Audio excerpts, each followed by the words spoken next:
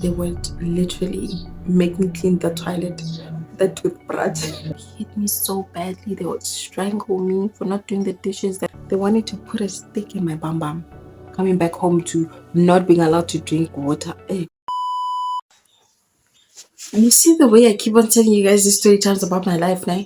Dude, one thing I fear is one of my family members watching my videos and listening to the crap that I'm telling you guys. Because why am I embarrassing my family in the first place? But at the same time, why did they mistreat me? Uncle, if they had not mistreated me, I wouldn't say anything. Now I'm grown up. They can't. Where are they gonna find me? Are you gonna come to my place and say, "When I drop that video down"? They don't even know I'm talking about you. And why are you scared that I'm telling other people? Is it a bad thing? I mean, if you were doing good to me, why would you stress about me telling other people? You know what I mean? I mean, kidding. Ah, regardless. Dude, now this is about my childhood. Ugh, dude, there's so many things that happened, and I just don't know how to tell you guys. Like, some things I have to withhold because now it could be traumatic for other people, you know? Um, one time, okay, no, I'm not gonna talk about this. It's work related, and I could get in trouble for it. I wanted to say there was a similar story. People are saying that just gives it off and on. I mean, people know who I'm talking about. Um, so I remember this time, when I was so young, I was living with my whole family, like the whole family. We were 16 in the house, 1 6, ne? And dude, I was the only kid. God help me, oh, I hope this story does not offend anybody. Because I do love my family. I just don't love them close to me. I love them. Like, yeah. Things, okay, by the way, I need to tell you guys that things did change when I grew older, like after high school. When I went to uni, because I lived away. When I came back, maybe because Kaliba I'm born, it's been a while since they saw me. So when they see me, it's like, oh wow, so happy to see you, stuff like that. But I know it's just pretense. Or whatever it is, people have the tendencies of just abusing someone out of self-satisfaction or out of pleasure. It makes sense. It really does make sense. Either way, I have a spider bite on my calf. So I keep applying this oil, hoping it will help the bite because it's so itchy. I have a big bump on my calf.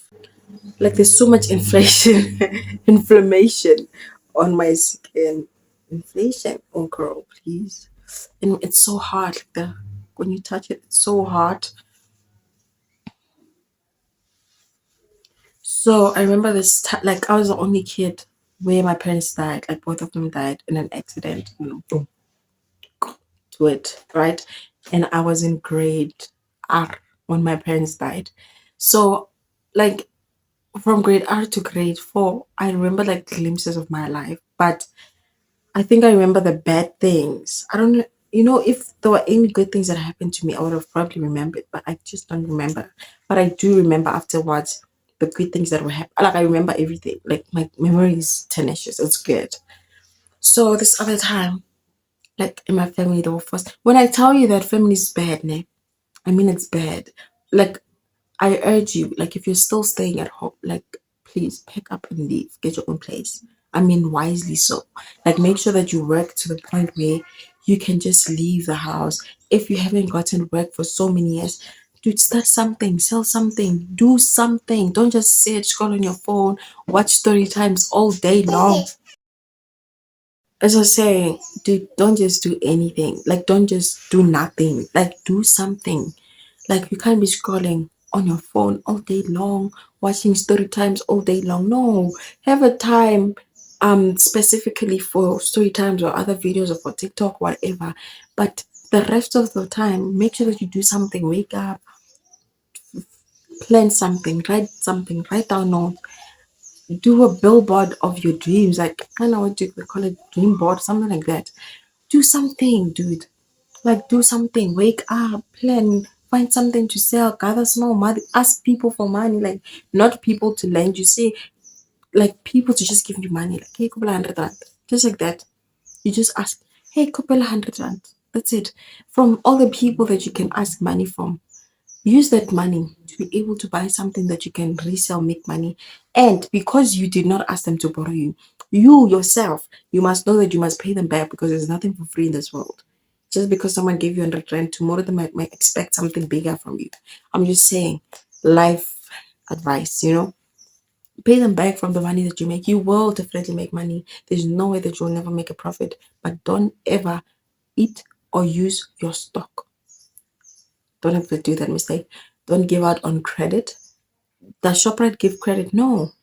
That's how they make profit. They credited the discount. That's the money loss things that make businesses run out or close or stupid things in J. So I urge you that when you have the time, be busy, get out of your home, get your own house or get your own place. Whether you buy or rent, whatever the case might be, do that. Be busy. So I remember like the time where they would literally make me clean the toilet, the toothbrush, not just any other toothbrush, my toothbrush. They're like, you're gonna clean it because you're so smart, right? I was so smart. Oh my word! Now that I'm thinking, like I was so smart. I was literally smart. Like there's nothing that I've ever failed in my life. I was so smart, and I take pride in that because I really was so smart, and I still am smart. By the way, you know. So I mean, and let me have my moment. Give me my credit. Like, give me flowers, bruh. I'm kidding. So I would literally scrub the toilet with my toothbrush. But the thing is, after doing that, I'll just like, I did it so many times to a point where I was not even disgusted. The first time I'd wash it, crying, and then pour hot water with a lot of salt in a cup and put my toothbrush in to soak. Do that, repeat that whole method for like 5 times, 10 times, whatever times, to the point where the last time I'm just getting so used to, I can't even wash the toilet and still brush my teeth afterwards. Oh, and then I ended up hiding my actual toothbrush until to the point I think they saw, I'll hide that toothbrush. Hi, let's force her to brush her teeth after. So I got used to it because I'm just like, dude, it's nothing, it's just water, it's clean now. I washed it. Yeah, I would do that. And then the next day, like I'd cook for everybody every single day. I'd cook in the morning before I'd make breakfast in the morning before going to school, come back, cook for the people in the afternoon or for the evening. Oh, but I will not dish up for myself because I'm not allowed to eat because I'm smart. I'm smart. The other kids would play.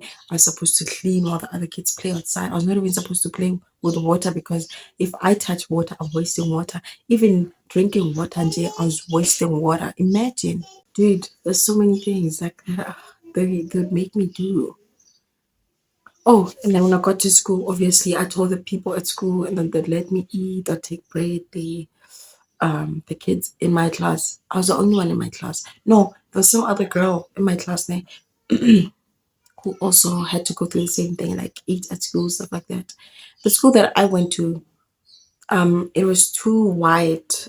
I don't want to say too white because I mean white schools also provide schools, but it was too expensive for them to offer food. But then I think seeing that other kids were so hungry like myself, they started putting a little box with bread inside and I'd eat from that box.